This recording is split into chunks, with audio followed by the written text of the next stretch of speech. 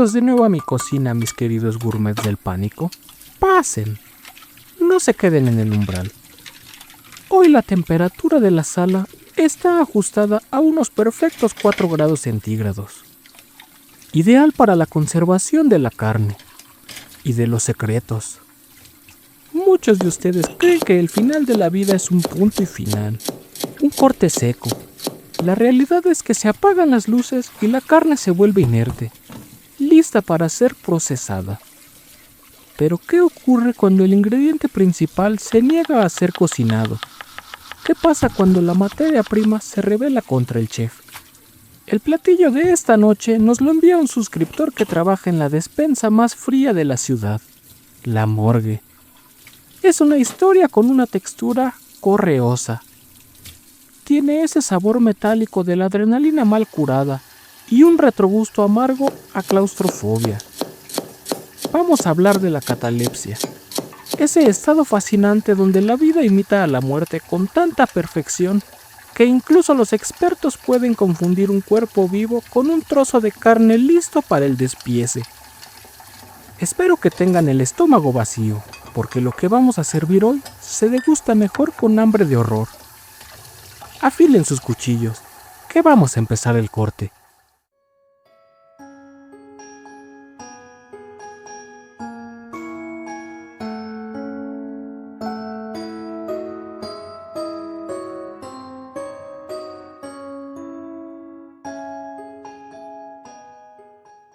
Hola deshuesador, soy nuevo suscriptor.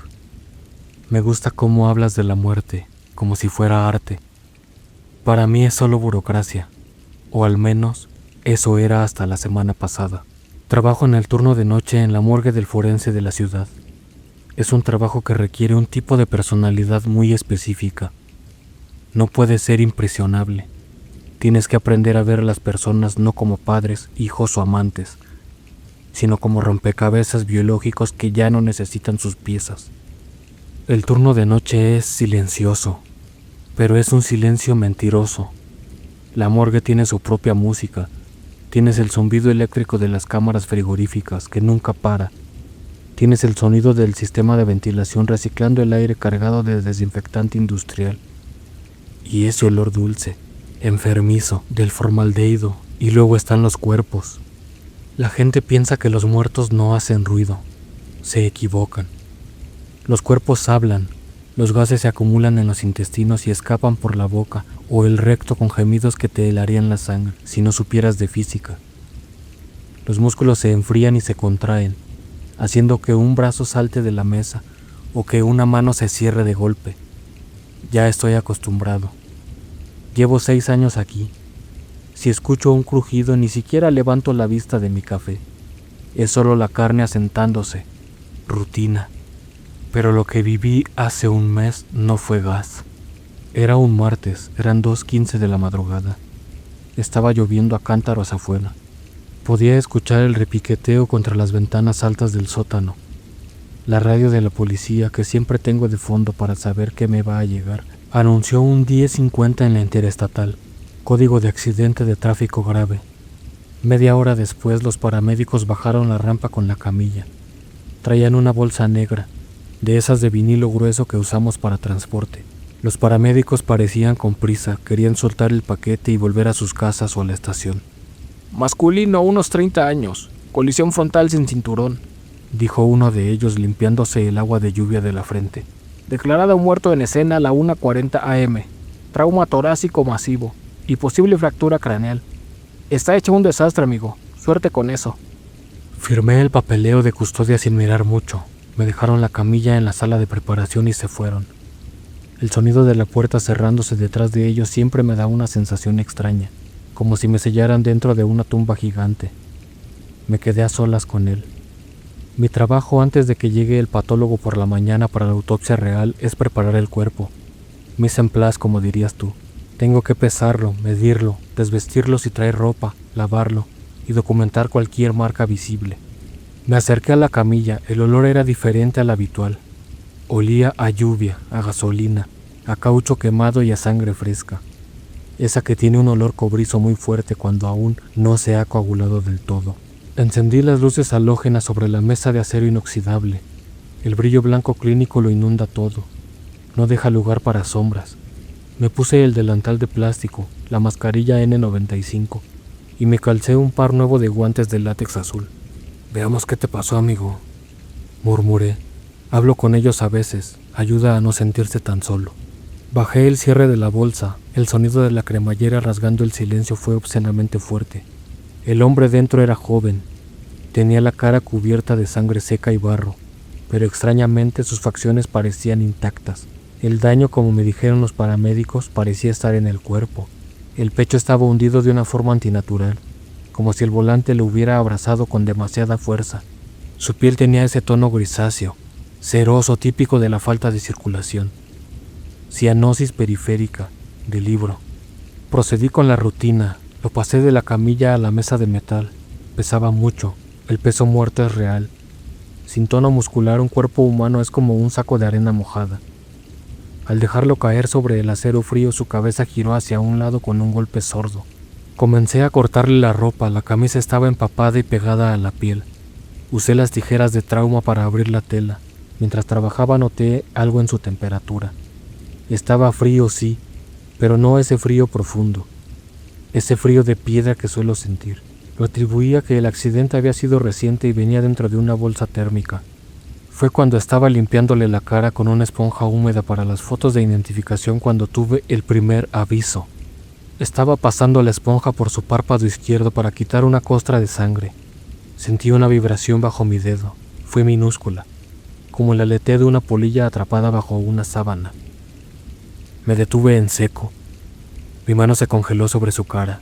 ¿Gases?, me dije a mí mismo. Miré el cuello, no había pulso visible obviamente. La piel estaba pálida.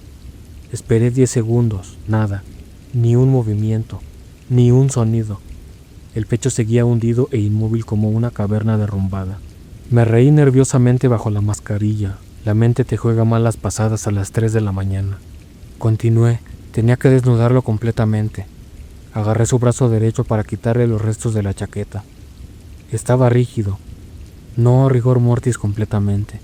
Era demasiado pronto para eso, pero había una resistencia, una tensión en el bíceps. Normalmente cuando levantas el brazo de un cadáver fresco, cae flácido. Este brazo se sentía pesado de una forma diferente, como si estuviera trabado. Lo forcé un poco para bajarlo a la mesa y entonces lo escuché. No fue un gemido, no fue un gas escapando. Fue un sonido húmedo, muy suave, proveniente de su garganta, como una pequeña burbuja de saliva estallando. Y justo después vi algo que me hizo soltar la esponja. Había vuelto a cubrir su rostro parcialmente con el plástico transparente mientras preparaba el instrumental para la toma de muestras, para no contaminar la zona facial. Al mirar de nuevo hacia la cabecera de la mesa vi algo en el plástico justo a la altura de su boca y nariz. Una mancha. Una pequeña, casi imperceptible mancha de vaho, condensación. El plástico estaba empañado. Los cadáveres no empañan el plástico, los cadáveres no generan calor, los cadáveres no exhalan. Me quedé paralizado, con el bisturí en la mano mirando esa pequeña nube de vapor que se desvanecía lentamente en el plástico. Mi cerebro científico empezó a buscar explicaciones lógicas. Diferencia de temperatura entre el cuerpo y la sala fría. Reacción química de algún fluido. Pero entonces la mancha apareció de nuevo, rítmica, lenta, agónica, y luego el plástico sobre sus ojos se movió. No quería quitar el plástico, juro por Dios que una parte de mí quería apagar la luz, salir corriendo y dejar que el turno de la mañana lidiara con esto. Pero el instinto, o quizá la maldita curiosidad morbosa me obligó. Acerqué la mano, mis dedos enguantados en goma azul resbalaron por la superficie húmeda del polietileno. Agarré el borde, tiré hacia atrás. El rostro del hombre quedó expuesto bajo la luz blanca y dura de la lámpara quirúrgica. Y entonces lo vi. Sus ojos estaban abiertos. Pero no eran los ojos de un muerto. He visto miles de ojos muertos, se vuelven opacos, vidriosos, pierden la presión interna y se hunden ligeramente en las cuencas. Miran a la nada, al infinito vacío. Estos ojos no. Eran azules, brillantes, húmedos y lo peor de todo, las pupilas se contrajeron al recibir el impacto de la luz halógena. Hubo una reacción. Había electricidad ahí dentro. Di un salto hacia atrás chocando contra la bandeja de instrumental metálico. Las piezas de bisturís cayeron al suelo con un estruendo que sonó como una explosión en esa sala silenciosa. Me quedé pegado a la pared respirando agitadamente dentro de mi mascarilla. Empañando mis propias gafas, miré el cuerpo desde la distancia. No se movía. El pecho seguía hundido, la piel seguía gris. ¿Hola?, pregunté. Mi voz salió como un chillido ridículo. Silencio. Me armé de valor. Me acerqué de nuevo temblando como una hoja. Me incliné sobre su rostro. Sus ojos no miraban al techo, me miraban a mí. Seguían mi movimiento. Si me movía a la izquierda, sus pupilas con un esfuerzo titánico y espasmódico giraban milimétricamente a la izquierda. Estaba ahí, estaba encerrado con esa carcasa rota. Me arranqué el guante de la mano derecha para tener más sensibilidad y busqué el pulso carótido, clavando mis dedos en su cuello con desesperación. Nada, nada, nada. Y entonces ahí estaba, un aleteo débil, filiforme, lentísimo. Tal vez 10 latidos por minuto, imperceptible para un médico con prisa bajo la lluvia, imperceptible para cualquiera que no estuviera buscando un milagro. ¡Mierda, mierda, código azul!, grité, aunque estaba solo en el sótano. Corrí el teléfono de pared, marqué a urgencias, mis manos resbalaban por el sudor. Mientras esperaba que contestara, miré al hombre. Una lágrima solitaria, limpia y brillante, se deslizó desde el rabillo de su ojo, cruzó su sien y cayó sobre la mesa de metal fría. Lo que siguió fue un borrón. Llegaron los médicos de urgencias, las enfermeras. Trajeron el desfibrilador. Lo entubaron allí mismo sobre la mesa de autopsias. Lo sacaron corriendo de mi cocina. Sobrevivió. Los doctores lo llamaron catalepsia traumática severa, combinada con el reflejo de inmersión por el frío y la lluvia. Su cuerpo, al recibir el impacto brutal del choque, simplemente se apagó. Entró en un modo de hibernación defensiva tan profundo que imitó la muerte biológica a la perfección. Pero esa no es la parte que me despierta por las noches. Fui a verlo a la unidad de cuidados intensivos 2 semanas después. Estaba despierto. Aunque no podía hablar bien todavía por la traqueotomía, me comuniqué con él escribiendo en una pizarra. Le pregunté qué recordaba. Yo esperaba que me dijera nada, que solo recordaba las luces del coche y luego despertara en el hospital. Me miró con esos mismos ojos azules intensos. Tomó el rotulador con mano temblorosa y escribió, el frío. Luego borró y escribió otra cosa, la cremallera. Y luego la frase que hizo que presentara mi renuncia el día siguiente. Te escuché afilar los cuchillos. Estuvo consciente todo el tiempo, atrapado en su propio cuerpo, incapaz de mover un dedo, incapaz de respirar lo suficiente para hacer ruido, sintiendo cómo su temperatura bajaba, sintiendo cómo lo metían en una bolsa, cómo lo tiraban en la mesa de metal. Me escuchó silbar mientras preparaba las herramientas, sintió el roce de las tijeras cortando su ropa, y sabía que el siguiente paso era el bisturí en forma de Y sobre su pecho. Estaba gritando dentro de su propia cabeza, mientras yo preparaba la sierra para abrirle el esternón. Si no hubiera visto esa pequeña mancha de vaho, si hubiera seguido el protocolo rápido, yo lo habría matado. Lo habría diseccionado vivo mientras él me miraba. Ya no trabajo en la morgue. Ahora trabajo en un archivo con papeles. Los papeles no respiran. Los papeles no te miran. Y sobre todo, los papeles no recuerdan.